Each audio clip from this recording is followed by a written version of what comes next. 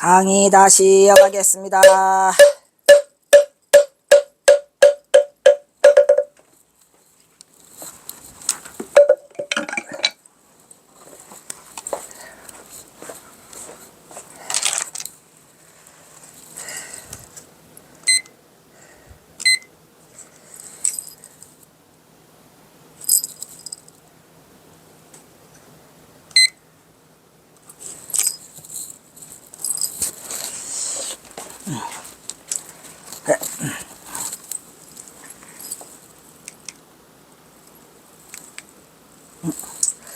그 다음에는 그 유명한 뭐죠? 겁에가. 우리가 그냥 이 시 제목을 겁에가라고 말하지만 사실은 제목이 있어요. 천장암 홍주군이라는 제목이 있는데 이 천자도 이거 틀렸네. 이런 옮길 천자가 아니죠. 하늘 천자를 써야 되는데 잘못 써져 있네요. 천장암 홍주군에서 홍주군은 지금으로 말하면 홍성, 홍성을 홍주라고 해요. 홍양이라고 돼 있는 홍양, 홍주, 지금 홍성 이렇게 바뀌었어요. 이것도 마찬가지죠. 세여 청산 하자시오 춘성무처 불계화로구나. 방인양문 성의사 면 성녀심중 겁에가라 하리라. 이것도 지금 천장암에서 경호선사가 이거는 말 그대로 그 5년의 보임을 끝내고 내려가시면서 쓰신 거예요. 그래서 제가 아까 오도가가 세냐 겁에가가 세냐고 했는데 이 제목은 원래는 겁에가가 아니에요. 천장암 홍주군이라는 게 있어요. 그러면 여기를 보면 이 시도 대단한 시죠.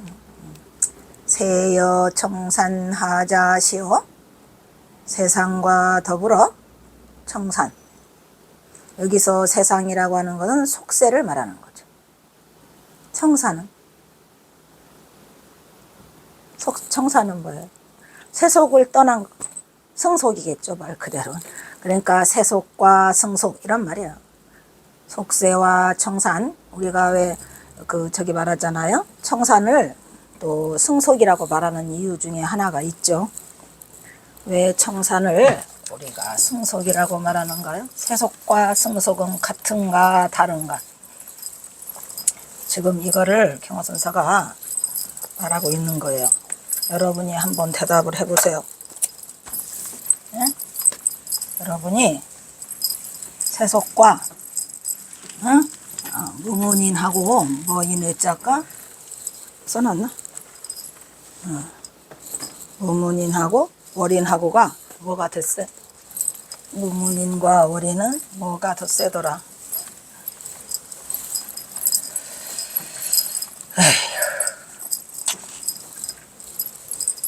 여기는 지금 경호선사가 말하는 건 세속과 청산. 세속과 청산 뭐가 더 세? 여기서 청산은 곧 뭐를 말해요? 승속을 말하죠. 왜 승속을 말해요? 우리가 선방에 가면은 자리가 정해져 있잖아요. 그죠? 그럴 때 청산과 백운 누가 더 세요? 청산과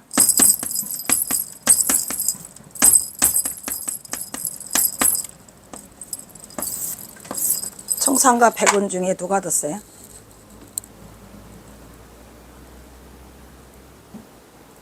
참선방에 딱 들어가면 청산이 있고 백운이 있어요. 청산은 짬박이, 그러니까 뭐라면 터줏대감. 백운은 뜨내기. 어쩌다가 선방에 온 사람, 그렇게 해서 청산과 백운을 갈라놓죠. 그래서 청산은 말 그대로 승속을 말하는 거죠. 세속은 세속이고. 그러니까 세속과 승단과 이 청산과 어느 것이 옳으냐라고 그랬어요. 그러니까 여기서 가장 중요한 말 하나. 이 7글자 중에서 가장 중요한 말 하나.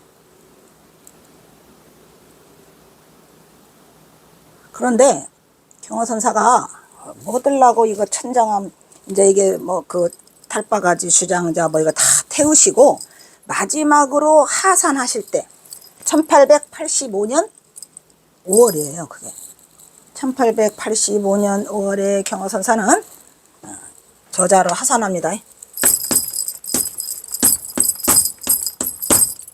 5월에 하산을 하시면서 이 겁예가를 남기죠. 또 왜 겁예가를 남길까요? 하산의 의미를 찾을 수가 있어요. 우리가 경어선사 지금 하산하잖아요. 이 어디로 하산해요? 세속으로 하산하고 있어요. 어디에서?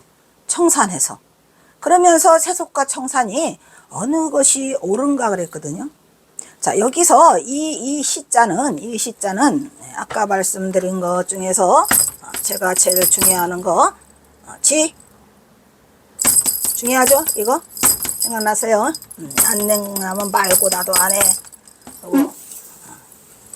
거기다가 하나 더 붙여서 뭐라 그랬죠? 이거 중요하다고 했어요, 안 했어요? 응? 이거 아주 중요하다 그랬어요, 그죠? 그래서 이렇게. 근데 여기서 시자는 이것이라는 그 시가 아니에요. 무슨 시자예요? 시시비비 할 때에 옳다 그르다 할 때 시자예요. 뭔 시? 이거 시시비비 할 때의 시자예요. 그러니까 청산과 세속 그 속세 중에 어느 것이 더 하자가 옳으냐 이런 말이에요. 청산과 세속 중에 속세 중에 어떤 게 옳아요? 지금 경어선사가 하산하고 있다는 하산하는 자의 지금 질문이에요. 질문. 딱 맞죠? 지금 하산하시려고 하면서 하는 거라 지금 경어선사는 어디로 가려고 그래요? 청산에서 세속으로 가려고 그래요. 지금 진승은 하산한다. 저자로 내려가는 거죠. 지금. 그래서 경어선사는 세속과 인연이 많아요. 찌들찌들. 그러면서 내려가면서 이제 전봉준을 돕기 시작하는 거죠. 동학농민을. 예. 그래 놓고 뭐래요? 춘성 무처 불개와라. 춘성 무처. 봄이 오면 불개화 꽃이 피지 않는 곳이 무처다 이 말이야. 아무것도 없다. 그러면 곧 다시 말하면 꽃이 다 핀다 이런 얘기죠. 봄이 되면 꽃이 피지 않는 곳이 없으니 다 피더라. 무처라. 어디에 다 꽃이 피더라. 세속이건 청산이건 다 피더라 이런 얘기. 답이 나왔죠. 네? 세여 청산하자시라. 세속과 청산은 어느 것이 옳은가? 봄이 되면 꽃이 피지 않는 것이 없도다. 답은 세속과 청산은 같다 다르다. 세속과 청산은 같다 다르다. 같다는 걸 말해주고 있죠. 자, 여기에서 같다는 거를 지금 말해주고 있어요. 그렇죠. 무철하잖아요. 그러면서 경어선사가 자기가 5년간 천장암에서 보임을 하잖아요. 80년서부터 85년까지니까 딱 5년의 보임을 마치시고 내려가시면서 6월달에 이걸 쓰시는데 방인, 양문, 성우사여. 방인이 뭐예요? 방인. 이 곁다리 방자니까 곁다리 방에 누군가가 아까도 홀문 인어부 비공할 때 그 인자가 사람 인자가 아니에요. 누군가요. 누군가. 지칭할 수 없는 누군가가 옆에 곁다리에서 누군가가 만약에 물어요. 성우사를 묻는다면. 여기서 중요한 건 뭐죠? 여기서 하나, 둘, 셋, 넷, 다섯, 여섯, 7글자 중에 가장 중요한 건 한 글자. 한 글자 더럽게 물어봐. 그래도 물어봐야지. 맞아? 딱 한 글자. 여기에서 가장 중요한 한 글자를 말아 짚어대면 뭘까요? 한 글자. 요거는 뭐 좀 이렇게 가르쳐줘도 되니까 요거죠. 뭐 사. 왜 살까요? 그러면 또 왜 살까요? 사는 뭐죠? 사는. 뭐 그냥 말 그대로 저기 일사자인데 여기서는 그냥 일사가 아니죠. 뭐요? 어? 사. 우리가 이 사를 불교적 용어에서 찾는다면 어디서 나오죠? 중요해요, 이거. 뭐 어디서?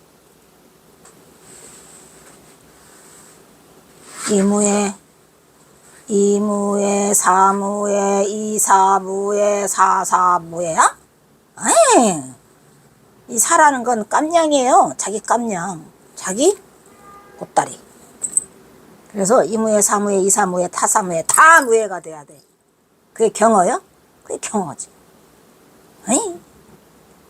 우리가 또 말하자면 이판사판이야라고 싸울 때 그 이판사판이 불교적 용어라는 거는 혹시 아시죠? 예. 이판승과 사판승이 있잖아요. 우리가 대중을 지도하려면 사판승이 필요하죠. 근데 대중의 정신적 지지로는 이판승이 필요하잖아요. 그러면 뭐를 다 해? 이판사판 다 잘해야 돼. 그래서 이무에, 사무에, 이사무에, 사사무에 전부 다 걸리는 게 없이 사무에를 다 거쳐 나가는 것이 그게 경어의 경지다 이 말이에요. 누가 만약 내 경어 성우에 경지를 나를 묻는다면 깜냥이죠 이거. 그러면 경어 성우는 뭐라고 대답한다래요? 뭐라고 대답할까요? 이판이라 그럴까요? 사판이라 할까요? 이무에, 사무에, 이사무에, 사사무에? 경어 선사는 뭐라고 대답을 했을까요? 성녀 심중 겁에 가라 하리라. 그래서 여기서 겁에 가가 나오는 거예요. 성녀 심중 겁에 가. 그래서 중요한 건 또 중요한 건 어떤 글자가 가장 중요한 글자일까요?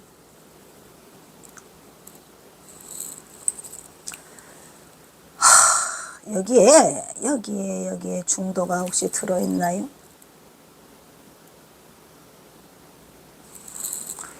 여기에는 한 글자가 중요한 거 아니에요. 두 글자가 중요하죠. 그죠?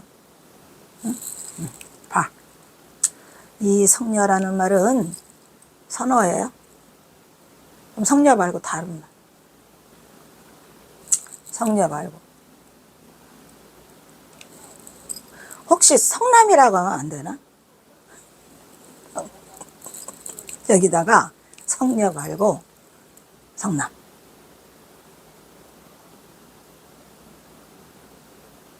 왜 뭐 하려고 이 석자다가 여자를 붙였을까요? 우리가 보통 성녀를 일반적으로 뭐라 그래요? 아기를 못 낳는 여자를 성녀라고 하잖아요. 근데 아기를 못 낳는 남자가 있나요? 없잖아요. 그래서 성남은 못 붙여요. 그러면 난 남자를 꼭 하고 싶어. 나 남자 하고 싶다고. 여자만 최고냐?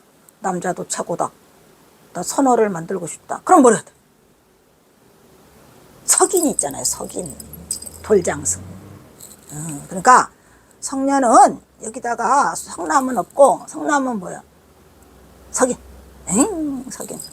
그 다음에 이 성녀가 이게 선어예요. 근데 성녀만 가지고는 이게 중도가 성립되지 않아요. 뭘 붙여야 이게 이제 드디어 심중이 붙어야 돼. 왜 심중이 붙어야지 되죠? 우리 서기는 돌장승이라고 해가지고 무덤가에 가면 있어요, 없어요? 물론 여기를 자세히 들여봐도 이 성녀는 유정물일까요? 무정물일까요? 성녀가. 여러분, 석인이라서 돌장승은 봤죠? 돌장승 서 있는 건데. 성녀 봤어요? 성녀. 그래서 아기 못 낳는 여자를 그냥 성녀라고 하잖아요. 근데 여기에 성녀만 있으면은 이 중도가 성립되지 않아요. 뭐가 있어야 돼? 심중이 있어야 돼. 왜? 그래서 경어선사가 성녀만 쓰면 안 돼요. 이 심중이 여기서 하이라이트예요. 심중. 성녀만 쓰면 아무런 의미가 없어요. 애몬난조자예요. 성녀라고도 하고 석화라고도 하잖아요. 그죠? 석화가 뭐예요? 돌에 있는 꽃, 그 굴. 누가? 진묵대사가, 그죠? 진묵대사가 석화라고 해가지고 굴을 말했는데, 여기는 그와는 또 다른 차원이에요. 성녀, 그 다음에 이걸 안 넣으면 안 돼. 이것이 하이라이트야, 여기서. 심중. 그래서 한꺼번에 섬녀 심중을 이렇게 해야 돼요. 그리고 거베가로 잘라야죠. 칠원 절구는, 칠원은 전부 다 4개, 4개, 3개로 끊죠. 거기가 아니다. 이렇게. 4글자, 3글자, 4글자, 3글자, 4글자, 3글자 해서 4글자, 3글자로 끊어요. 그러면 이제 심중이 들어왔잖아요. 성녀 심중이 들어와야만, 성녀 심중이 들어와야만 이 거베가를 붙일 수 있어요. 안 붙이면 못해요. 그러니까 얘와 중도고, 그 다음에 성녀 심중과 거베가가 또 하나의 중도를 또 이루고 있어요.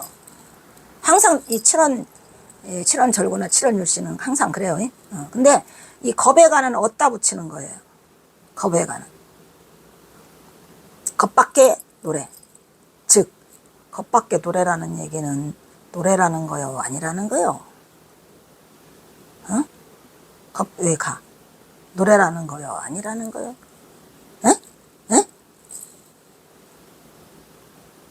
왜 가?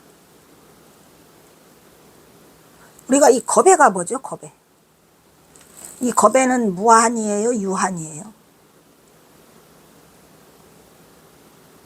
노래는 유한이에요, 무한이에요? 이 글자의 하나하나 의미가 엄청난 거를 내포하고 있어요. 사실은.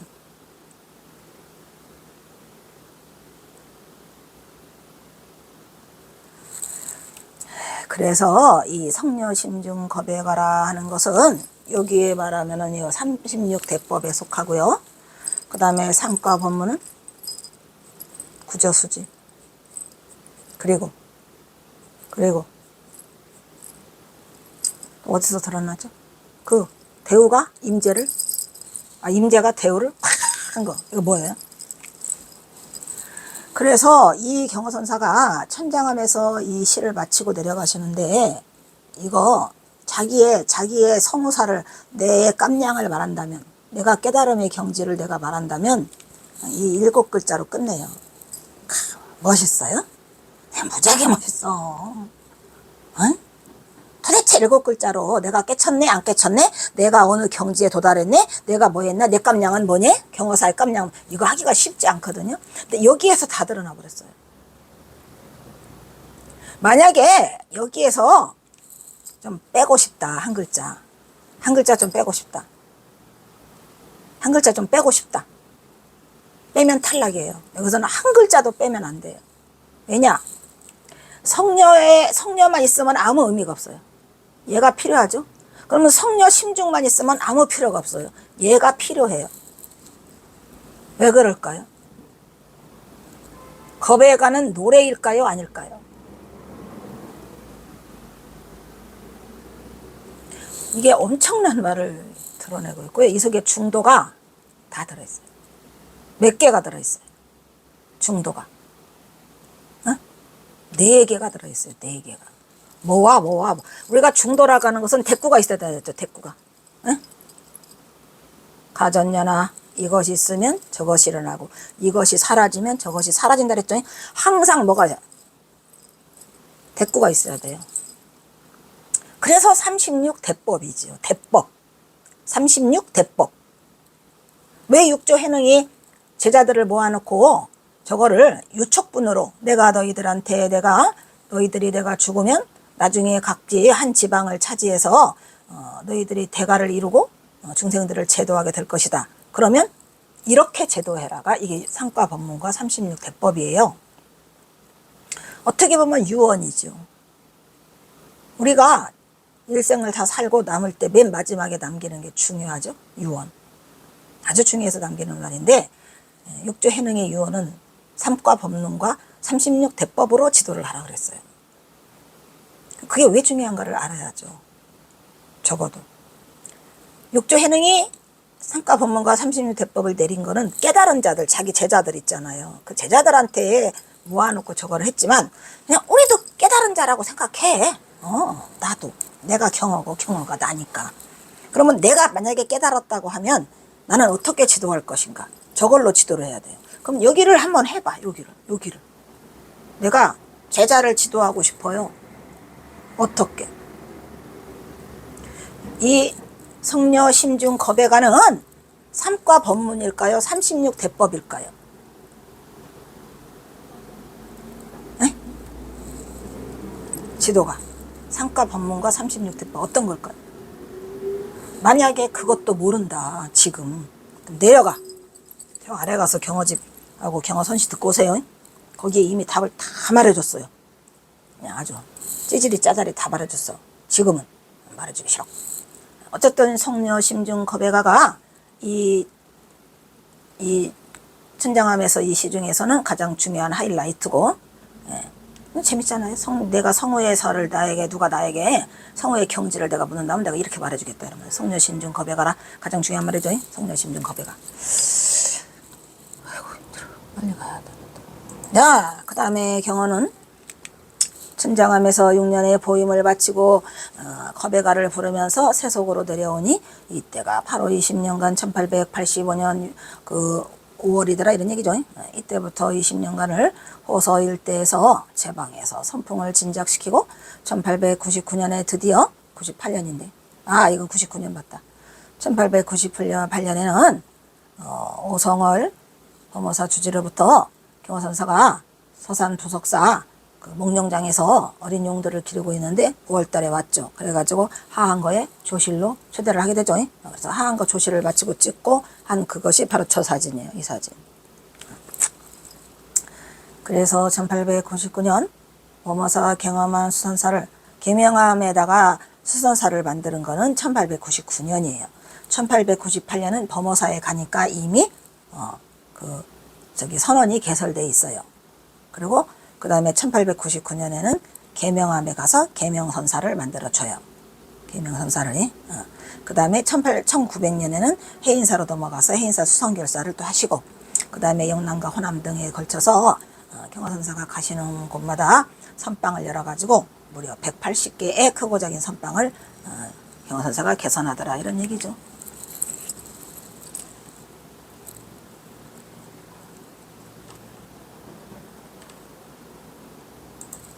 이때 걸출한 성객과 수행납자들이 처처에서 선방으로 많이 모여들어가지고 이렇게 적막하기만 하던 조선의 선불교가 다시 경어선사로 인해서 활기를 되찾아가지고 경어선사가 도화선이 됐어요. 그 맥락을 유지하게 되었던 것이다 이런 얘기고요. 이러한 경어의 깨침의 소리는 창문에 오도가 말미에 이 가짜도 들도 노래 가짜를 써야 되는데 이렇게 잘못 썼죠. 가짜 치고 그냥 컴퓨터 작업하면 이런 일이 벌어져요. 장문의 오도가 말미에 태평가를 부름으로써 슬픈 오도가는 태평성대를 꿈꾸는 희망찬 오도가로 그 태미를 장식하였다 이런 얘기고, 이 태평가는 오늘날 인법당에 가면 그 주련으로 쫙쫙 있어요. 어디에? 천장함에 가면.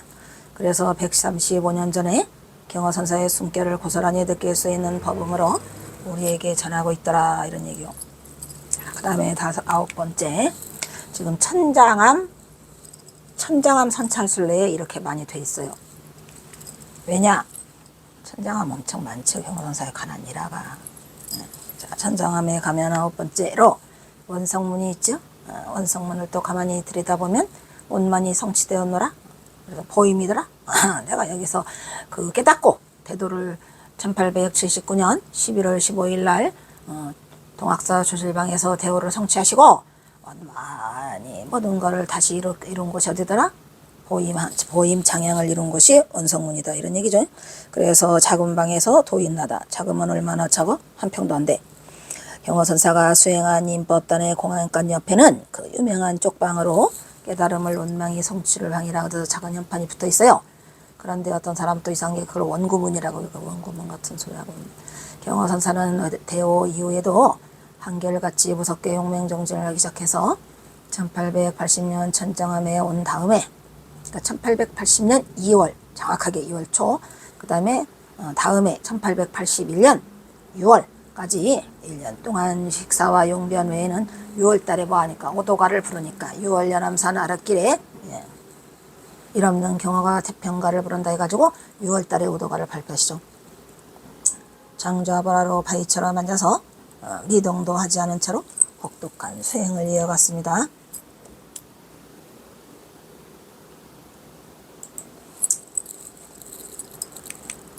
겨우 한 평도 안 되는 공간의 작은 방 원성문에서 누더기 옷 한 벌로 1년이 넘도록 장좌불화를 하시며 세수도 안 해요. 세수를 처음에는 안 하면 끄급하잖아요. 근데 계속 안 하면 안 끄급해요. 왜? 세수에 대한 관념이 없어져요. 예. 씻지 않아도. 처음에 좀 일주일 동안 목욕 안 하면 그냥 죽어요, 죽어. 나는 밥을 굶어도 목욕을 할 거야? 아이고, 나는 못 살아? 근데 나중에 지나면. 전혀. 이게, 그러니까, 그걸 우리가, 뭐지? 왜, 고등학교 때 배운, 과학에서 이걸 역치라고 하던가?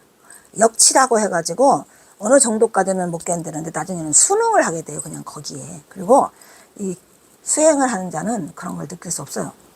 그래서 경호선사는 장좌불화도 하시고 세수도 1년 반 동안 안 하고 1년 반 동안 씻지도 않고. 근데 거기가 세수하고 씻을 때가 천장함이 별로 없는 것 같아요. 추울 때나 더울 때나 무기가 물고 이가 옷에 가득해서 밤낮으로 물리면서도 경호선사는 장부 대장부로서 일대사를 마친 경호선사가 1년 반 동안 방문을 틀어박은 채 누더기 한 벌로 보임했던 골방이 바로 뭐더라? 원성문이더라, 이런 얘기예요. 지금도 원성문이라는 이름이 멋지게 써있어요. 가면 써있어. 없나? 에휴, 저 복도에 가면 있는데 몰라. 지나가야지. 이 성스러운 성소는 가로가 2.3m, 세로가 1.3m, 넓이가 한 평 3.3평방미터도 안 돼서 눕기에도 너무 비좁고 창문도 하나 없어요. 그냥 방 안에 1년 반 동안 자신이 깨달은 바 경지를 점검하던 경호선사의 모습이 거기에 아로새겨지고 더 들어가셔가지고 한번 누워보세요. 그의 초상화 속에서는 성기가 느껴지고 가면은 경호선사 초상화가 있더라고요. 근데 또 뭐래더라? 어떤 스님이 경호선사가 머리를 맨날 길러서 빡빡 깎은 그 중의 모습에 그 그림을 꼭 한번 하고 싶다 해가지고 빡빡 깎은 중이 거기 있어요. 경호선사. 근데 전혀 이런 초상화랑 안 닮았죠. 빡빡 깎으면 어떻고 빡빡 안 깎으면 어때요? 머리에 도가 있나요? 내가 항상 묻는 게 그거예요. 아이고, 너는 왜 이렇게 머리에 도가 있는 건 아니죠. 그래서 그의 초상화 속에서는 성기가 느껴지고 눈빛이 행행형 경호선사의 눈을 부릅뜨고 앉아있는 모습이 있는데, 경호선사 원래 눈은 광채는 안광이 지배를 차른다 그랬죠. 경호선사의 친필이 있어요. 뭐가 경호선사의 친필이라는 거죠? 원성문이라고 써붙인 거, 그거 경호선사의 친필이에요. 그리고 또 염극문, 그것도 경호선사 친필이고. 그 다음에 제자들 방이 있어요. 만공해월 수월방에 경호선사 바로 옆방이 있어요. 근데 그 방은 좀 넓으냐? 조금 넓어요. 그래서 셋이 나란히 해갖고 셋이 이렇게 좁은 방에서 주무시는데 거기도 완전 작아요. 원성문 옆방은 경호선사와 제자들이 스님을 시봉하며 수행하던 방이다, 이런 말이에요. 전 수덕사 조지용산 스님은 그의 저출인 작은 방에 도인하다 해서 근세 한국에서 가장 치열한 구도에 불빛었던 역사의 현장이 단숨에 100년이라는 시공을 초월해서 도인이 머물렀던 흔적이 곳곳에서 모습을 드러내고 이것을 소개하고 있다란 말이죠. 그렇죠. 경호선사가 거기에 1904년에 지금 했으니까, 1904년에 떠나셨으니까 지금 2024년이니까 120년 생생하게 살아있죠.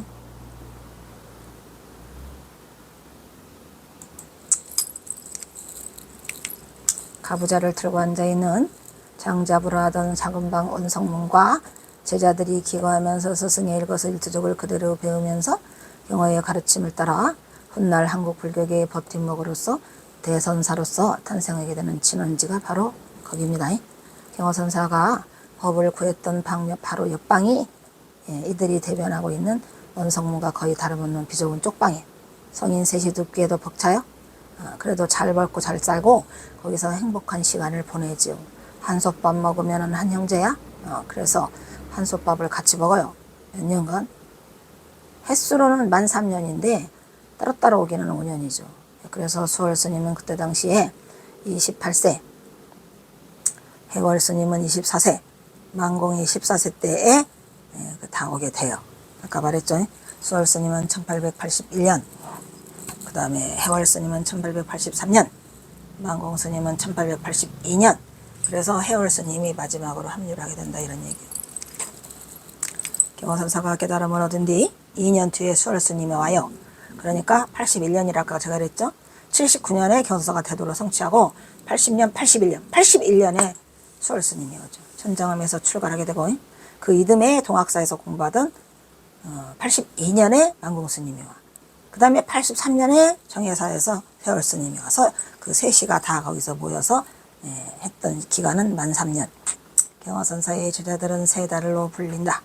동력의 상원달, 그 다음에 남력의 하연달, 그 다음에 중천의 만공. 이렇게 되죠. 그래가지고 그래서 이 수월 스님은 누구랑 나이가 동갑? 전봉준과 나이가 동갑. 경화선사와 6살 차이. 제자들은 여기 천장암 성지에서 인천의 스승이던 경화선사의 일거수일투족을 본받으면서 뭐를 전해받아요? 교회의 별전의 가르침을 얻게 되죠. 그래서 거기에서 심지법문이라고도 하고 우리가 이심전심이라고도 해요.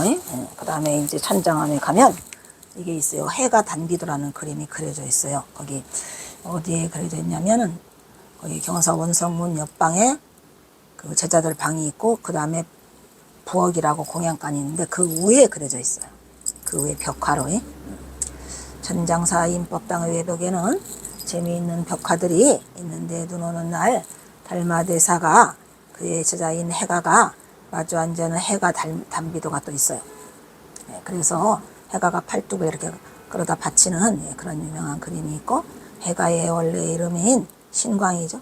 신광이 처음 소린사로 달마대사를 찾아가 법을 물었을 때 묵묵부답이자 구법의 열망을 담아 첫 번째로 한 일이 오랑캐 무지랭이 놈이 무슨 법을 구한다고 왔느냐 하니까 품에서 단도를 꺼내가지고 팔뚝을 뚝 딸려서 받쳐요. 그래서 거기에서 뭐가 피어나요? 파초가 피어난다 그랬잖아요. 그죠? 그래서 이제 그 이야기가 있는데, 그래서 그 밤을 새우며 선정에 든 굴 밖에서 꼼짝도 하지 않고 밤을 새워요. 누가? 해가가. 그래서 달마대사가 아침이 되어 돌 밖으로 나온 달마대사는 눈사람이 되어 있는 신광에게 묻기를, 그대가 눈 속에서 그토록 오래 서 있으면 뭐를 구하고자 함인고 하니까, 스님께서는 감로의 문을 여시어 이 어리석은 중생을 구제하여 주소서. 부처님의 위없는 도는 오랫동안 부지런히 정진하며 행하기 어려운 일을 행하고 참기 어려운 일을 등이 참아야 얻을 수 있다. 그러하거늘 너 같은 무지랭이가 하룻밤 겨우 눈을 맞았다고 그렇게 세운 작은 그 하룻밤 눈 맞으며 밤새웠다 해서 그 작은 공적과 하잘것없는 지혜와 경솔하고 교만한 마음을 지니고 있으면서 뭔 참다운 법을 구하고자 하러 왔냐 하면서 모두 헛수고일 뿐이다 라고 꾸지람을 해요. 꾸지람을 들으니까 그냥 신광이 그냥 여기서 턱! 그래서 신광은 이 말을 듣고 호련히 칼을 뽑아 자기의 왼쪽 팔을 잘라 마친다. 이게 바로 이 장면이 그림으로 표현하는 것이 해가 당비도죠. 그림 있어요. 천장암에 가면. 달마대사가 신광의 국법 의지가 목숨을 바치고라도 할 만큼 그렇게 확고 부동하다는 것을 알고 비로소 들어오너라 했죠. 들어오너라 해가지고 해가라는 변명을 드렸죠. 그래서 이 해가라는 것은 지혜를 얻을 만하다 그래서 지혜 해자에다가 허락할 가짜잖아요. 가능할 가짜죠. 그래서 해가가 된 거야. 아, 이 해가는 지혜를 얻을 만하구나 해가지고 그 달마대사가 이름을 너는 신광을 버리고, 또 신광은 또 누가 지어줬죠? 신광은 또 이 해가가 아주 늦게 40이 넘어서 출가를 해요. 그래서 40이 넘어서 출가한 만큼 공부를 엄청나게 막 하죠. 낮밤을 새워서. 그런데 어느 날 산신령이 나타나가지고 해가에 그 막 머리 위를 돌아요. 돌면서 뭐라 그래요? 남쪽으로 가거라. 여기 있지 말고 남쪽에 가서 법을 이어라 해가지고 보니까 해가가 이미 신광이가 그땐 또 신광도 아니에요. 다른 이름이 있어요. 이게 어디서 나오지? 아씨. 내가 이거 대학원 다니면서 아주 감명 깊게 배운 그 공부거든요. 보장. 이 세월에 가면 이것들이 다 깜빡깜빡 다 내려놔야 돼.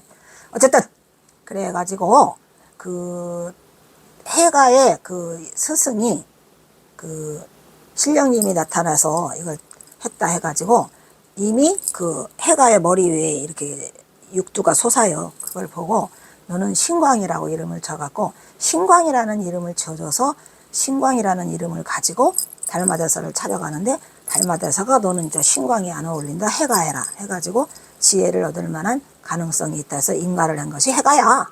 다른 게 아니고요. 해가. 그래서 해가는 지혜를 얻을 만하다라는 인가의 뜻이 들어있고 천장함의 해가 달비도는 한국 선종 중흥조 경어에 진원지에 걸맞게 여기서 그림을 잘 그려놨어요. 근데 여러분도 아시다시피 해가에게 달마대사가 드린 첫 법문이 무슨 법문이야? 안심법문이지 뭐야. 예. 그래 너는 무엇이 어떻게 왔느냐 하니까 제 마음이 심히 불편합니다. 그래? 그러면 그 불편한 네 마음을 요다 대나 보아라. 끝.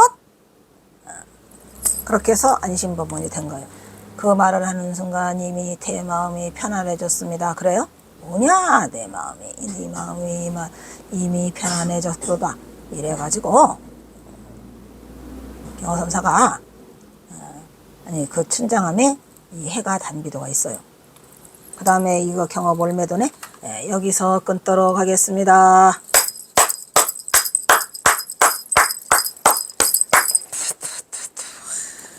지겠구나.